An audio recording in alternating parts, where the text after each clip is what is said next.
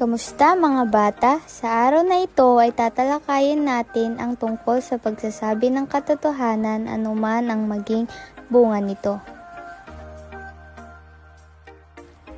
Sa araling ito ay pag-aaralan natin ang mga konseptong may kinalaman sa katotohanan. Mauunawaan mo ang kahalagahan ng pagkakaroon ng katatagan ng loob, mapanuring pag-isip, pagkamatiyaga, pagkamapagtiis, pagbubukas isip, at pagkamahinahon. Ang pagsasabi ng katotohanan ay isang katangiang dapat taglayin ng batang tulad mo. Ito ay nagpapakita ng iyong pagmamahal sa katotohanan. Bakit mahalaga ang pagsasabi ng katotohanan?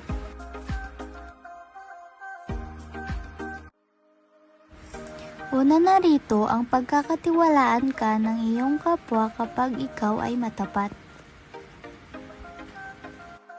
Pangalawa, marami ang magnanais na maging kaibigan ka. Pangatlo, hindi matatakpan ng pagsisinungaling ang katotohanan.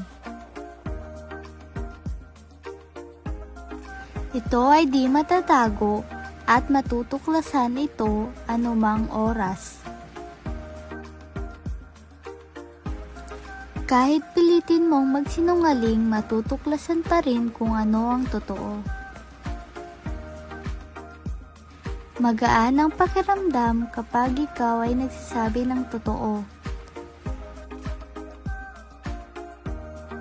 At ang panghuli naman, ang pagsasabi ng totoo ay tama at mabuting gawain ng tao.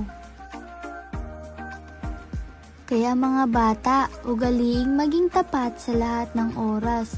Kapag ikaw ay tapat sa oras, nagbibigay ka ng halimbawa ng pagiging responsable at nagtataguyod ng magandang relasyon sa iba.